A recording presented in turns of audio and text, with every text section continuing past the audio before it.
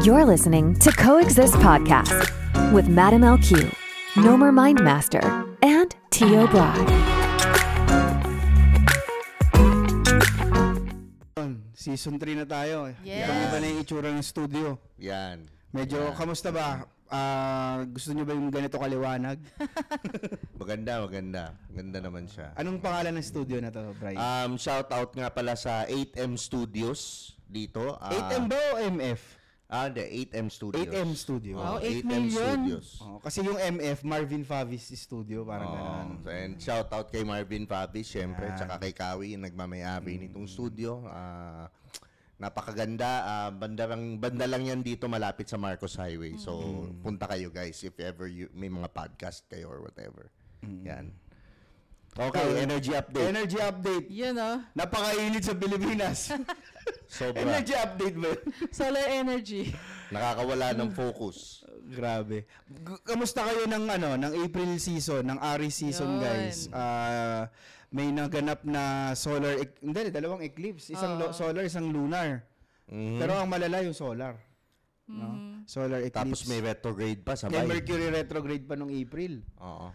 So, kamusta naman kayo? Ang dami, sa community nakikita ko, ang dami nagrereklamo. Parang may mga nasusuka na. Oo. May mga hindi na makahinga. Yun. Tsaka madaming nagkasakit. Yun. Okay. Ano ba yung dahilan bakit nagkakasakit yung mga tao at nangyayari to? Well, I would like to believe na yung Earth, tumataas yung frequency. So, syempre, yung DNA o yung frequency ng mga tao, ng collective, syempre, kailangan mag-adapt. Pero, bago makapag-adapt, syempre, merong adjustment period. So, tama ka naman, nung pinag-uusapan natin noong nakaraan, mukhang may DNA upgrade nga na nangyayari. Posible ba na isa na to sa stages of moving on to New Earth? Probably. Kasi even yung anong tawag diyan, yung ano yung minomonitor natin na before na frequency. yung heartbeat ng Earth? Yes. Oh. So even yun tumataas yung yung fluctuation eh. So probably papunta talaga tayo sa energy ng New Earth. Where there is going to be heaven on earth. Why not? Oo. Saya naman nun. Tama. Ano pa bang nangyayari? Yung magandang Dayan, anong magandang moving forward, anong magandang transit?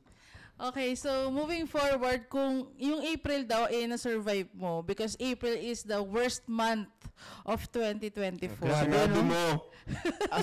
Astrological year pa siya, no? Astrological New Year pa siya, no? Oh, yun nga. Kasi may parang purging may collective purging. Kasi di ba normally, parang kapag bagong taon, end of the year, parang mga ganong nangyayari. Guys, para ma-share lang namin sa inyo, ang New Year talaga sa astrology is not January. It's the Aries season. Yes. Yun talaga ang yun talaga ang umpisa ng astrological March, year. Oh.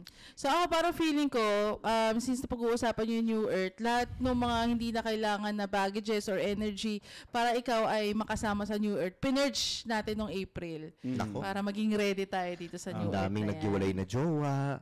Ang daming na. nag-away na magkaibigan. Sama na Ang yun. daming mga kaibigan akala mo okay kayo ngayon pero kinabukasan biglang it's time to part ways. At saka maraming on a personal level, maraming trauma na akala mo tapos ka na Pero nag-surface. nilabas. Yun.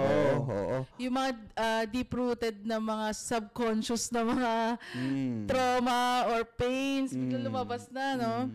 Pero ang maganda naman dito is nasa May season na tayo, which is Taurus season. May Which is month. sabi naman, pinakamagandang season. Pinakamagandang for this year. month.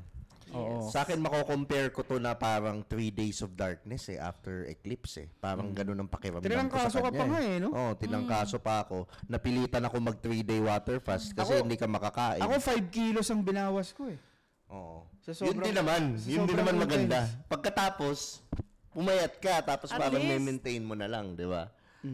Parang ganun Kasi siya. from ko 87 ngayon na lang ako 81.4 naggaganon, so mga 6 kilos yung naibawas ko. Ako hindi ako nagtimbang pero alam kong oo. Malaki yung nabawas. Oh, natin. lumabas yung jawline mo Tapos parang yung tiyan ko sa gilid, lumipis, yung ano. So, okay naman siya. Pero, grabe yung pakiramdam. Pero bigla namang tataas yung weight natin ngayon kasi dahil Taurus season, Yes. puro panahon ng masasarap na pagkain. Pero ako hindi na ako makakain ng marami. Ngayon Oo. Hindi na eh. Hintayin mo lang. Konti na eh.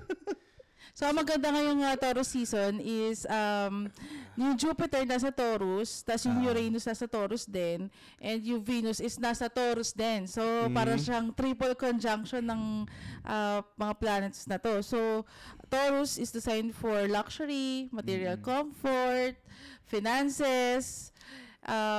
So, with the Jupiter, Venus, dun sa Taurus, parang ito yung time para mag-manifest ka ng stability with Luxury. luxury. I-ano mo na, todo mo na. Yan. Pati luxury. Deserve mo yan. And actually, dahil nandun yung Uranus, parang kahit ano yung mga imposible na iniisip mo na gusto mong i-manifest, pwede mo siya i-manifest ngayon kasi parang sky is the limit, andun yung Uranus. Oo, kasi ano yan eh, nag-kick off yan nung nag-conjunct yung Jupiter tsaka yung Uranus eh.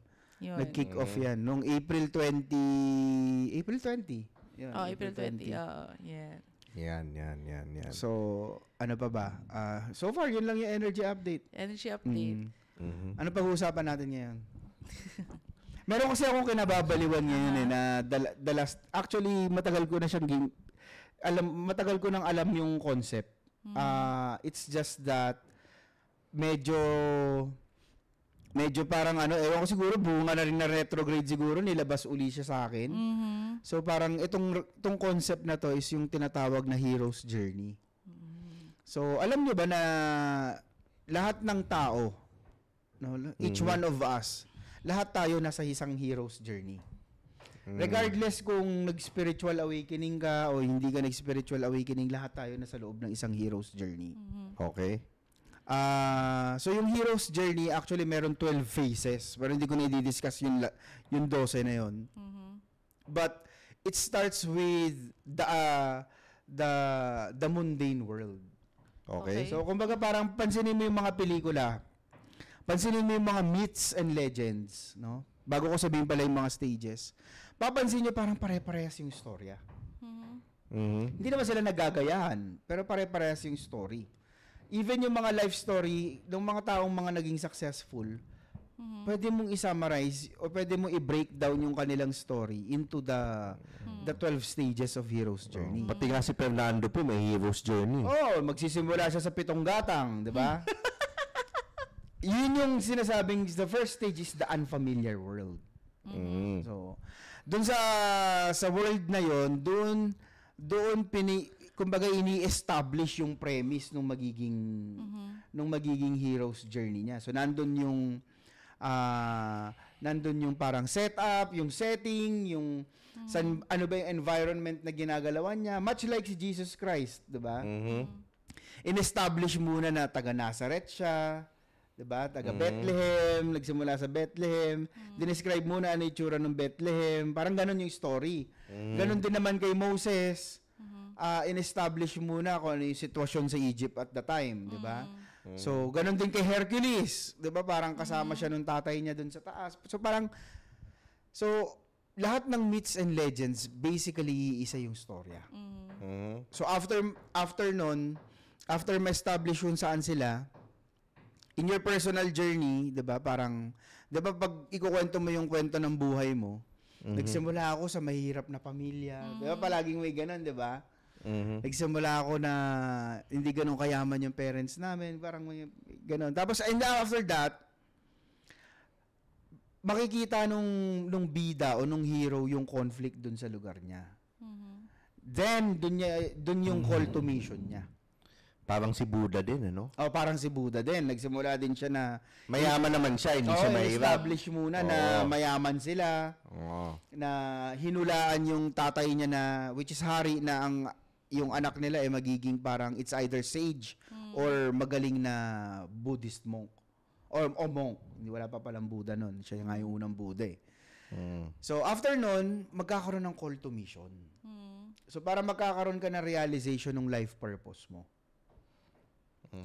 So parang ano ba, for example, ang call to mission, ang mission ko, And it can be sometimes parang dalawang mission na parang nag-o-overlap, hindi siya parang kailangan iisa lang. Multitasking ito ng mission. Parang si Batman. O parang halimbawa ikaw meron kang hero's journey as a father. Meron ka ding hero's journey as a content creator. Yun. It doesn't necessarily mean na isa lang yung gagawin. Isang aspeto lang ng buhay, no? Iba-iba. Tama. So parang sa akin nagkaroon ako ng ang nauna sa akin yung mentalism ko. Tapos eventually nagkaroon ng spirituality. So parang ganon. And then after nun, ewan ko sana nakaka-relate sila. After nun, nami-meet yung master. So yun yung sinasabing the master appears when the student is ready. Kumbaga yung mentor mo. Yung mentor mo. Oo. And sometimes yung mentor is not literally a mentor na mas matanda sa'yo. Or a master, literally. Sometimes a mentor can just be a friend na nauna dun sa path. Sometimes a Pwedeng mentor... mas bata. Sometimes minsan mas bata. Oo. So, then after na-meet daw yung mentor, yung hero, nafe-feel niya na hindi siya worthy. So, palaging ganun yung istorya, 'di ba? Parang si Eugene sa Ghost Fighter nung na-meet niya si Master Jeremiah. Parang feeling niya hindi siya worthy. Parang ganun. Parang si Neo, pinakamaganda actually na hero's journey, Matrix eh. So 'di ba parang nag-start si Neo as programmer, nandun siya sa opisina. And then yung mission niya yung follow the white rabbit, 'di ba? Tapos na-meet niya si Morpheus. Na-meet niya si Morpheus, parang feeling niya hindi siya worthy kasi ginulpi-gulpi lang siya ni Morpheus eh. Parang ganun. So, after nun, and then nagkakaroon ng tinatawag dito yung, what do we call that? The hermit mode. Or sa hero's journey, ang tawag nila, the inner cave. So, di ba ang idea natin pag nag-hermit mode, pupunta ng Mount Banahaw, pupunta ng Bali, Indonesia, pupunta ng Pray Love, yan yung classic. Masaya naman nun. Pupunta ng Sagada, sisigaw. Where do broken hearts go? Sa Camp Sawi, no? Sa Camp Sawi. So, yun ay isang tawag rito, hermit mode din yun. Pero sometimes a hermit mode can just be a journey within. So parang ito yung shadow work. Time ng healing. Yung time na ayaw mong may makausap na iba kasi nagpa-process ka on your own. So nag-isolate. Ikaw, Bryce, ano yung hermit mode mo? 2022, yun yung hermit mode ko siguro. Ano nangyari? Alam niyo naman kung ano yung nangyari. I-share mo sa kanila. I-share yun. Share mo na. Siguro from having a stable job to just surrendering. Surrendering to the flow of the universe na kung anong meron dyan, matutong mamuhay ng payak. Tapos nag-focus lang talaga siguro ako sa healing, sa, yung kumbaga, bettering myself, not only physically but mentally and also mostly sa spiritual level. Kasi yun yung parang at that time yun yung pinakamalaking kailangang ayusin ko. So, I guess that was my hermit mode. Ikaw, Nones? Ang hermit mode ko yung nasa Mount Banahaw kami. So, parang nagkaroon talaga ng pattern interrupt nun eh. Kasi, parang out of the usual talaga yung mga pinagagawa namin nun. Nagbaunan kami ng anting-anting. Tapos, di ako umuwi ng bahay. Nandun ako sa gamutan. Nanggagamot ng mga may sakit, mga nakula, mga ganon. Yun yung hermit mode ko. Nag-isolate talaga ako, tapos hindi ako nagfe-Facebook nun. Yun yung from someone na araw-araw may pinopost sa Facebook. Personal lang hindi pa sa page Biglang talaga nag-isolate ako, nawalan ako ng gana. Hanggang ngayon hindi ka nagpo-post sa personal? Hanggang ngayon hindi na ako nagpo-post sa personal ko. Diba? Sa page na lang siya nagpo-post. Tapos after nun, ng innermost cave, eto na, dadating na yung challenge. Yun. The ordeal na tinatawag. Yan yung exam, kumbaga. Initiation. Ang initiation dun sa master. Okay. Kumbaga sa mga Rosicrucians, di ba, or sa mga Mason, yun yung initiation. Yung ordeal, tawag dito, yung, kumbaga, kahit meron kang sapat na knowledge from your mentor, from your master, parang feeling mo hindi pa din enough. Mas malaki pa rin yung ordeal mo. Or yung dragon. Yung, kumbaga, the proverbial cross ni Jesus Christ. Na, di ba, kahit anong wisdom niya, kahit anong love na meron siya, nung na-realize niya na ipapako na siya sa krus, di ba, nag-pray pa rin siya na, Father, take this cup off of me, but if it's your will be done. Parang gano'n. So, even si Jesus Christ natakot. Oo. So, May shadow work din to, no? Oo, parang kahit nakapag-shadow work ka na, makikita mo pa rin talaga na sa reality mo, mas malaki yung pagsubok than you. So, sa akin, so far, ayoko na rin i-share, pero na-overcome ko na yung ordeal ko. Na-overcome ko na yung ordeal ko. Probably ang ordeal ko is, yung may isa, pero yung willing lang akong i-share, siguro yung material world. Yun yung pinakamalaking ordeal. From someone na sobrang materialistic. As a Taurus moon. Na-overcome ko siya.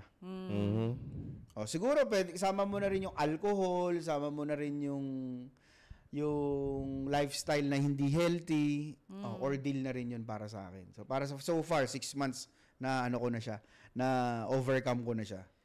And hindi ko siya hinahanap. Yun, no? Yan, tama yun. Why not? Yan yung mga slaying your dragon. Parang ganon. Tama. And then after, matatalo ka talaga sa ordeal mo. Matatalo ka sa ordeal mo. Kasi minsan minsan kahit, sabi nga, hindi mo agad mai-slay yung dragon. Kumbaga, halimbawa ako, pagtigil ko sa alcohol, before, bago ako talagang nag-complete stop, ilang beses din ako nagsabing, di na ako iinom. Next scene. Brian, bubulpain ko na yung mga yan. Di ba nila tayo kilala? Pero ngayon pa nag-party tayo, hindi ka talaga iinom. Nakailang party na ako. Kita mo, nag-birthday si Boss Toyo, hindi ako uminom. Nakailang party na ako na kaya ko na siya, meron na akong kaya ko na mapunta dun sa venue ng Tsaka yung alam mo yung siguro yung part na mahirap kasi sa hindi pag-inom yung kahihiyan in a way na hindi ko umiinom. Ano ba naman yan? Iced tea? Bading. Siguro nung bata-bata tayo may ganyan. May ganun eh. Pero ngayong matatanda na tayo, wala na, hindi na eh. Oo. Hindi, yung ngayon medyo may respeto eh. Pero yung time na, kasi dati, all out ako sa fitness, bawal ako uminom. So, laki-laki ng katawan ko, iced tea, iniinom ko. Sila lahat umiinom ng beer. So, parang may kainiyan eh. Tsaka hindi ka pwede talaga uminom, baka manilaw ka na lang bigla. Baka manilaw ka lang, naka-steroids eh. Pero kayo matanda na, may excuse na yun. High blood ako eh. Hindi, ako ngayon, I'm at that point na sabihan mo kung weak, whatever, hindi ka umiinom mo, okay, fine. That's fine with you. But I'll still not drink. Kumbaga sabi nga ni Brian, pwede ka namang di uminom eh, pero makakapambabae ka pa rin. Mas maganda nga yun eh. Ay, mukhang yun ang slaying of the dragon mo. Slaying of the Yung babae dragon. na yung lalasingin mo, no? Ay, hindi. Kahit hindi sa lasing, gusto ko yung normal. Para talagang, di ba? Totoo. Di ba? Doon tayo sa authentic. So tapos, after mo maslay yung dragon mo, di ba? Yung malaking pagsubok sa buhay. Si Dayan ba? Ano ba mga sinislay mong dragon? Oo nga, Dayan, ikaw. Hindi ka nag-share eh. Hindi ka nag-share ng journey mo eh. Wala, tahimik lang ako eh. O hindi mo pa nai-slay yung dragon mo? O hindi mo alam kung ano yung dragon mo? Ewan ko. I mean, alam siguro, niya yan. Diyos ko. Siguro dahil siguro sa dami ng pinagdaanan ko, hindi ko na siya ma-pinpoint kung alin doon. Yun. Feeling ko ang slaying of the dragon mo yung nagpunta ka ng Mexico. ng Cuba. Nagpunta ka ng Cuba.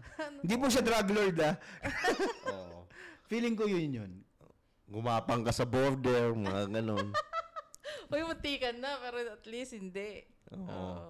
So, yun. Di ba? Feeling ko. Kasi after ng slaying of the dragon, the return back home eh. The return back home. Ano yung home? Kung ano man yung tinatawag mong home. Halimbawa, the proverbial, Jesus Christ, after niya maslay yung cross, the dragon, Bumalik sa ama. Bumalik siya, nag-ascension. Siguro ako, based dun sa mga facts na nirelay mo. Ang Slaying on the Dragon, kasi parang binrake down talaga ako. Lahat ng mga close friends na kasama ko from the beginning of life, nawala. Like, totally reset. Actually, sa stages, meron yan. Dun sa mga minor stages, yung allies, magkakaroon ka ng allies, ng enemies. Tapos may Excuse me. Tapos may tapos may mga kaibigan ka o may mga kasama ka sa journey na hindi na pala kasama. Parang kay Panday, 'di ba? Si Panday, meron siyang mga tropa na hindi nakasama doon sa pagpasok niya sa cave para kalabanin si Lizardo. Yun. Parang may ganon. Hindi, tsaka I guess, bata ka, may set of friends ka, nag-high school ka, bagong set of friends, nag-college ka, set of friends, nakalabas ka ng may set of friends.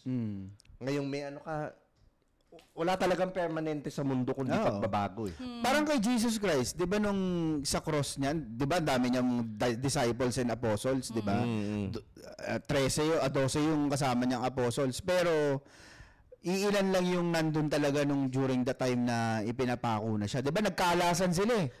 Dinanay nga siya ni Pablo. Dinanay pa siya ng 3 beses ni Pablo. Natakot na yung mga iba eh. Siyempre, sakit nga namang ipako. Nagtago na sila, 'di ba? So, parang ganon. Kahit kay Buddha, yung tagapag-alaga niya nung nandun na siya sa cave, ang ini-slay ni Buddha, sarili niya eh. 'Di ba? Wala na rin siyang kasama, mag-isa lang siya dun sa cave. So may ganun talaga, kasama talaga sa journey. And then after nung sa dragon, actually dun sa matatalo ka daw nung dragon sa una, tas magkakaroon ka ng resurrection. Parang Phoenix, Feeling ko nga yan yung point na wala na natira sa akin, like zero. Like wala ka na talaga kaibigan to the point na kailangan magbayad ng kaibigan para sa mga... Kaya nga yung to be honest, yung spirituality, it's a very lonely path. It can be lonely. Kasi unang-una, itong vibration mo dati, napakarami na ganitong same vibration mababa. Hindi to ego Nag-raise ka ng vibration, nag-heal ka, inalis mo yung mga false beliefs mo, ito yung umangat ka. Umangat ka ng konti, madaming nalagas dito.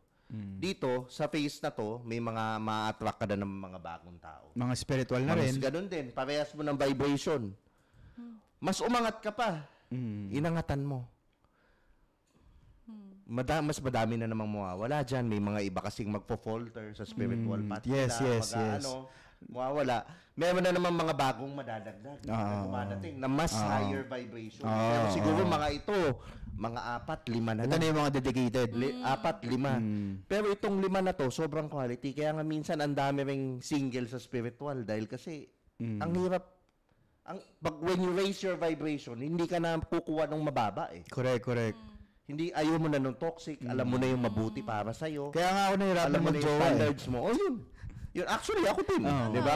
Ngayon, at my face, medyo pero ang kagandahan naman, yung mga taong nasa paligid mo, kumbawa, ang option mo, 2, 3, 1, or whatever, sobrang quality naman yun. Yan si Theo Kasi Bright, mataas 3 yung option.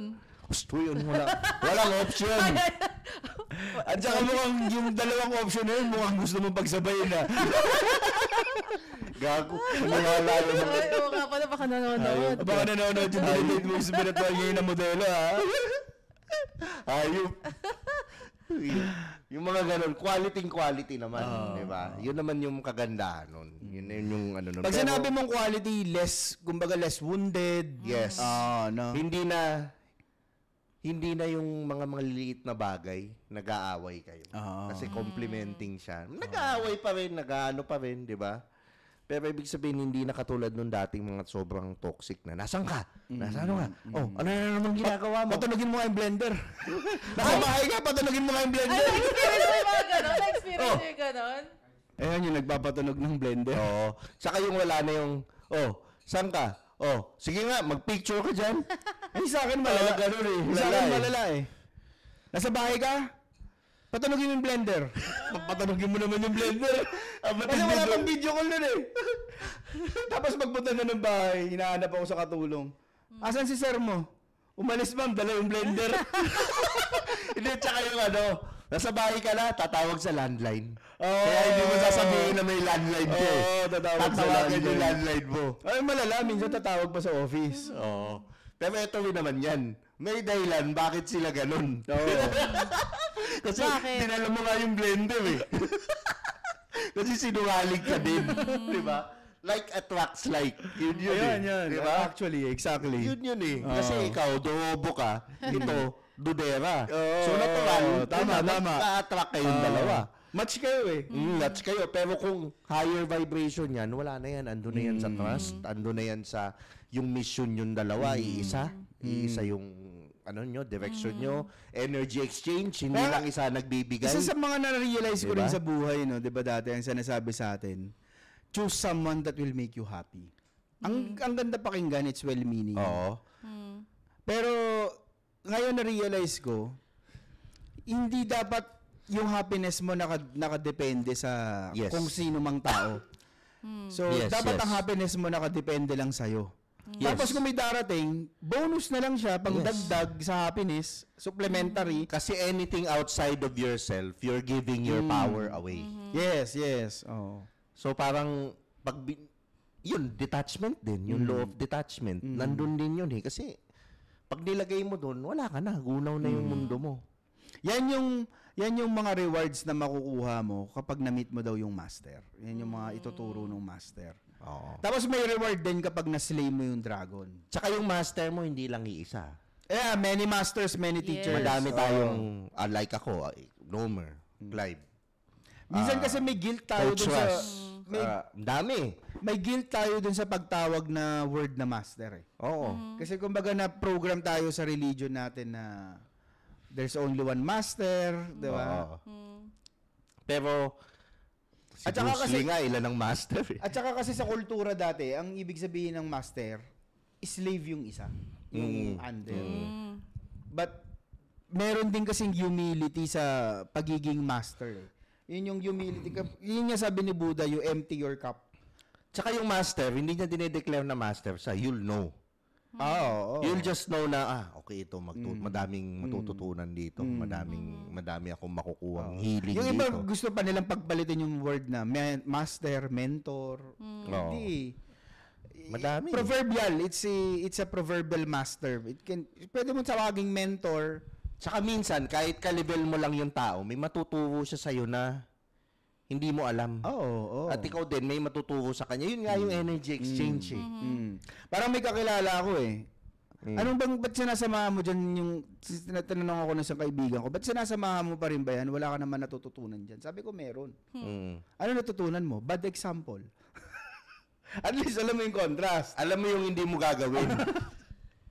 Di ba? Hindi kasi ngayon, di ba, parang nauso kasi yung mga, kaya ako nabanggit lang yan. Nauso ngayon yung pagka-cut off sa mga tao in the guise of It's not good for me. It's in the guise of healthy boundaries, Oo. prioritizing Mali ba? yourself.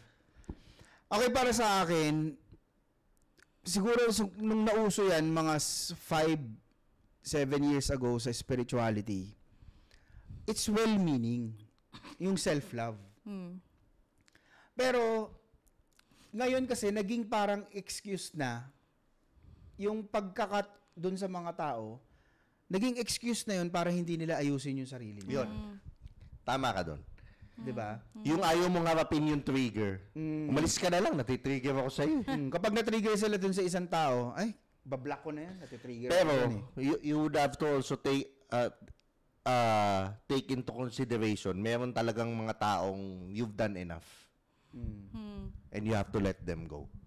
Well, when you say Parang si ano. pag sinabi mong you've done enough, okay yun. Kasi ang sa akin lang naman, Malalaman mo yung enough sa sarili mo yan ha. Hindi siya, wala siyang, malalaman mo yun. ang sa akin lang naman, dahil nga nauso ngayon yung pagka-cut off, yung pagka-cancel, yung pagbablock, yung mga iba, in the guise of healthy boundaries And peace. self-love and peace, di ba? Tama ko. Hindi na nagkakaroon ng spiritual evolution yung tao. Kasi, para sa akin, whatever happened to giving grace? Yes. Di ba? Yes. I mean, Tsaka yung tatay mo, you can never cut off your tatay. You can never cut off may your mga nanay. family, di ba? Yes. Nauso rin yun. Parang, You can love them from afar, but you can never cut them off. oo. So, 'di ba, parang you can still give them grace. 'Yun yung nawawala ngayon, yung kumbaga yung leniency ba. After all, if our intention is oneness. Yes. So kung oneness yung pupuntahan natin, walang cutting off, walang cancel. Nobody gets left behind. Sabay-sabay ang pag-angat niyan. Diba? So, kailan... Pag-aaralan ko rin yan. So, kailan mo masasabi pag it's time to cut off the person na? Oo, para sa'yo, for kung you. halimbawa ikaw mismo nahaharm na. Halimbawa, intentionally niloloko ka na. Intentionally dinudorobo ka. Siyempre, time to cut off. Or nadadamay ka na. Or nadadamay ka, or... Diba? Paano, for example, like yung mental health mo na aapektuhan na, or your emotional stress? Or your energy, minsan. Or like the drain. Cite me an example. Cite me an example. Kay yung kay Tio Bryce, saka kay Yung mga tipong alam mo yun, parang, ewan ko, yung sa akin kasi alam ko na eh. Sa katawan ko, alam ko na. Okay na ako na magsasabi, yung parang kay Tio Bray, yung, kunwari, kailangan daw niya ng advice, healing, andyan si Tio Bray. Pagkatapos, tapos hindi naman daw gagawin, tapos papapahamak. Pagkatapos, babalik na naman kay Tio Bray, advice na naman. Hindi lang ako binabalikan, alam nyo yan. Hindi lang ako. Tapos matigas pa rin yung ulo. Yung parang Tapos this time, parang ang laki na, pang! Alam mo yun, hindi mo na alam kung ano. Parang okay, I surrender. Parang ganon. Siguro ang teacher mo na si God. Hindi ako. Hindi mo kasi masabi right away. Depende kung ano yung Depende kasi kung ano yung tinuro mo din. Pero alam ko may tinuturo din sa akin. Yung sitwasyon na yun. Alam ko naman. And inaano ko naman, it's just that medyo ngayon, cool off muna. Alam mo yung syempre, you have to, consider mo din yung sarili mong energy. Pero yung taong yun, yung mga kaibigan natin. Pero hindi mo naman talaga kinat off eh. Mahal ko naman yung mga yun eh. Kaya nga ako ganito eh. Kaya nga ako affected eh. Hindi mo naman kinat off eh. It's just that nakakapagod. Pero doon siya sa part na suko na ako, ayoko na. Ang ano kasi hindi lang ako. May isa pa. Ang ano kasi dyan, Brian, kumbaga titignan nyo din kung dun sa pagtuturo nyo, baka meron kayong okay, meron ako 5 things na natutunan ko sa spirituality na kailangan mo matranscend eh. Number 1 dun yung Messiah complex. Pagbago ka sa spirituality, normal talaga na nagkakaroon ng Messiah complex yung tao. Oo. Halimbawa, ikaw, ganito, maganda yung sinabi ni Aaron Abgi. Halimbawa, may isang dagat, and there are billions of people treading the water for God knows how long. Diba? So, yung isang island, merong mga negative polarity. Na ang sabi ng mga negative polarity, I will save you, but I will only save you if you will drown 20 people. Then, dun sa kabilang island, they respect your free will. They won't save you unless you cry for help. Much like si God. Hindi ka tutulungan ni God kung hindi ka humihingi ng tulong. Ganun ba? Oo, kasi irerespeto niya yung free will mo eh. Sa bagay. Irerespeto niya yung free will mo. So, until such time, you realize na kailangan mo talaga ng tulong. Halimbawa, humingi ka ng tulong dun sa positive polarity. To your angels, to your guides, to God Himself. So, finally na-save ka, nandun ka sa island. Ang tendency mo, gusto mo mag-save ng ibang tao kasi na-realize mo, ang sarap pala dun sa island Pero syempre, yung guides mo, kailangan ka munang ipump kasi ang dami mo na inom na tubig. Di ba? Dami mo na inom na tubig alat, bibigyan ka muna ng maayos na tubig before you can save other people. So, kumbaga, in analogy, once na ma-realize mo yung path dun sa hero's journey, kailangan mo rin to do the necessary work for you. Bago ka mag-try mag-save ng iba.